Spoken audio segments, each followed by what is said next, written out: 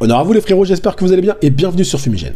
Les amis, aujourd'hui on va se poser une simple question, et c'est la suivante.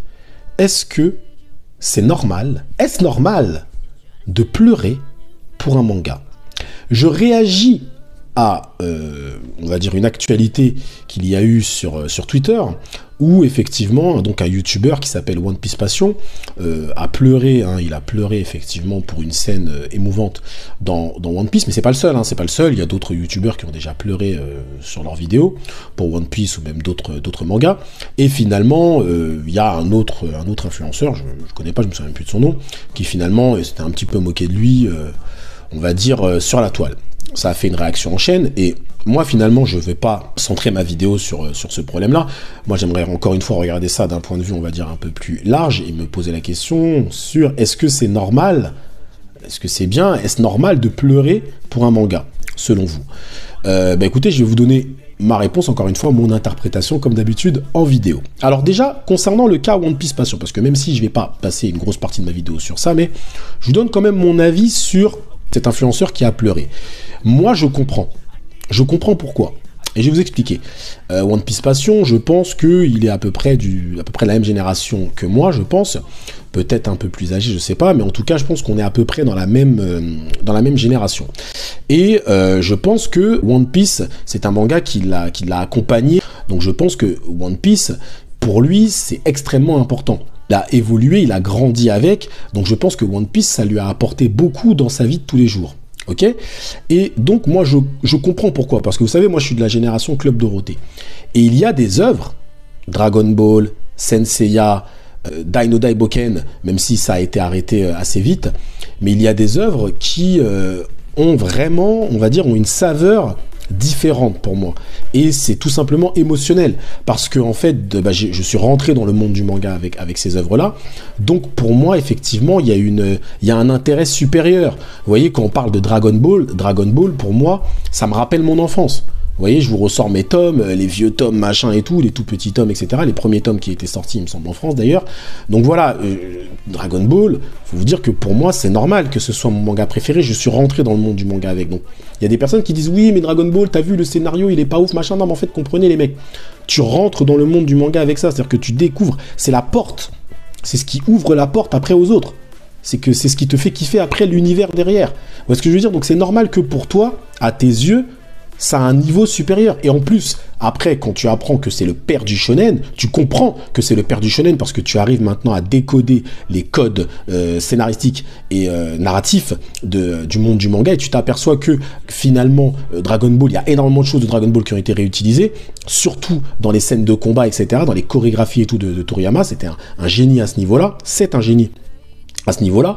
Tu te dis qu'effectivement, oui, ce manga, tu comprends pourquoi ce manga a réussi à te choper comme ça. Vous voyez, pareil pour Senseiya, pareil pour Dino Daiboken, même si Dino Daiboken, ça s'est arrêté très vite dans le Club Dorothée. Donc en fait, quand tu as grandi avec ces mangas-là, ils ont une saveur différente. Vous voyez ce que je veux dire?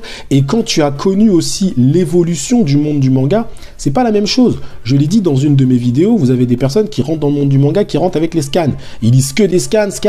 Ils achètent pas de tomes. Vous voyez? Mais le problème, quand tu n'achètes pas de tomes et tu ne lis que des scans, ton intérêt pour l'œuvre est forcément moindre que celui qui achète des tomes. Parce que celui qui achète un tome, il a de la matière. Il a quelque chose, tu vois? Il apprécie son truc. Il le relit, machin et tout. Tandis que on est dans une société de consommation, et maintenant c'est un nouveau mode de consommation, je l'ai dit, et on est dans, vous savez, le besoin d'instantanéité. C'est-à-dire qu'on veut les choses tout de suite. On veut, tac, j'ai mon scan, j'ai mon truc, ok, je passe à autre chose. Et on consomme.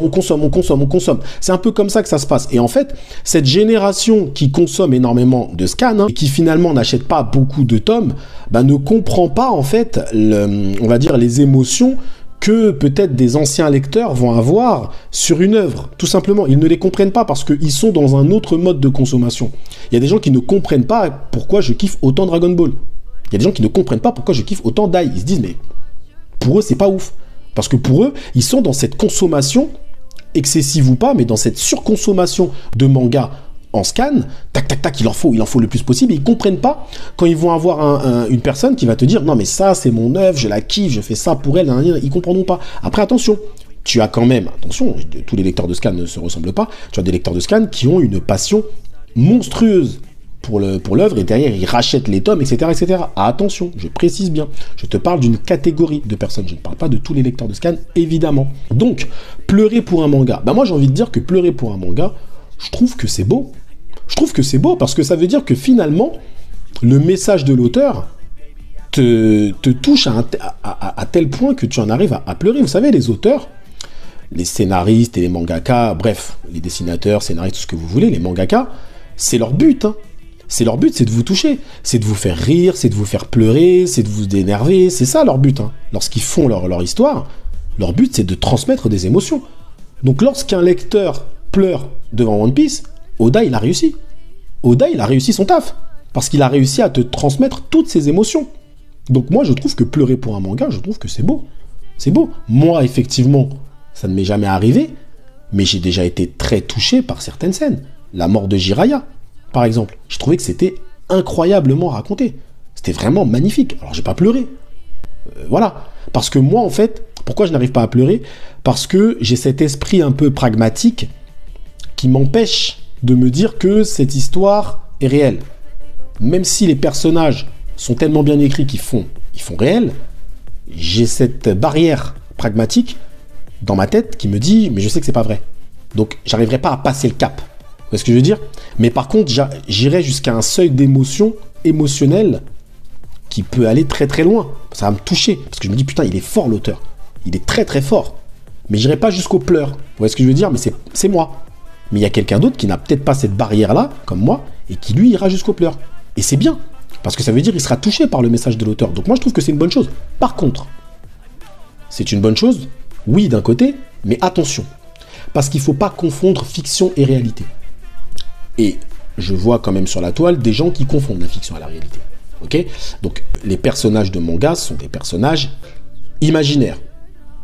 On va pas aller trouver Ace dans la rue, ok? Qui allume un barbecue. Donc, il faut... Voilà. Il y a des gens qui doivent faire attention à ne pas passer cette barrière-là. Parce que ça, c'est une autre barrière. Et là, on part dans la folie. Ok? Et j'en ai vu des fois, tu te demandes s'ils sont pas fous. Ok, parce qu'ils ont vraiment cette impression de, ah oui, ils sont vivants. Non, non, non. Tu ne rencontreras jamais Luffy. Tu ne rencontreras jamais Goku.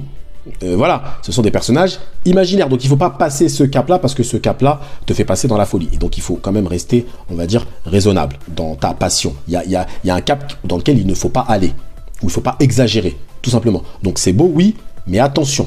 Il faut savoir s'arrêter au moment où tu te dis, voilà, bon, t'as pleuré, tu t'as été touché, mais après, voilà, hein, tu sèches tes larmes et tu continues ta vie, frérot. Hein, c'était un truc imaginaire, on est bien d'accord. Donc voilà, les frérots, voilà mon avis en tout cas sur cette question. Les pleurs pour des mangas, bah écoutez, c'est bien, c'est sympa, ça veut dire que la passion de manga s'exprime, mais évidemment, il faut pas que ça aille trop loin. Mais c'est un sujet qui est intéressant aussi, hein, et là, j'y pense maintenant quand je fais la vidéo, c'est surtout le degré d'investissement et d'implication de certaines personnes sur certaines œuvres. Et là, c'est vrai que c'est intéressant de voir peut-être dans la mesure, dans quel type de lecteur tu te retrouves. Est-ce que tu es plus un lecteur de scan, est-ce que tu es plus un lecteur de manga, ou est-ce que tu fais un peu les deux?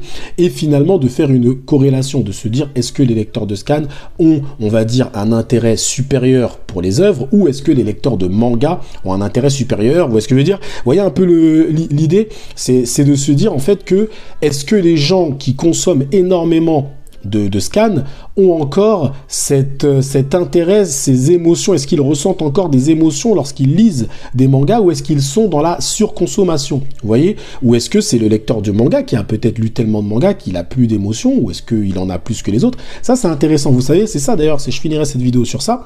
Est-ce que selon vous, un lecteur de manga, c'est-à-dire un mec qui lit que des mangas, moi je lis par exemple beaucoup plus de mangas que de scan, je lis un peu de scan, oui, mais c'est peu par rapport à ma lecture globale. Mais est-ce qu'un lecteur de manga a un intérêt supérieur à une œuvre parce que justement il achète le manga régulièrement?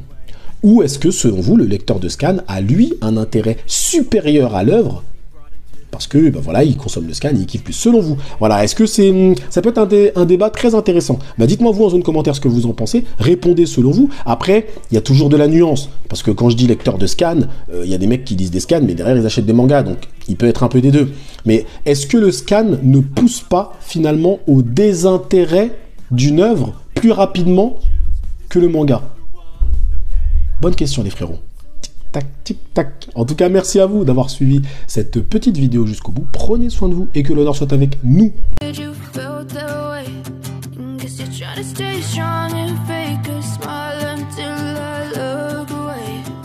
But I've known you too long, it hurts to watch your blue eyes fade to gray.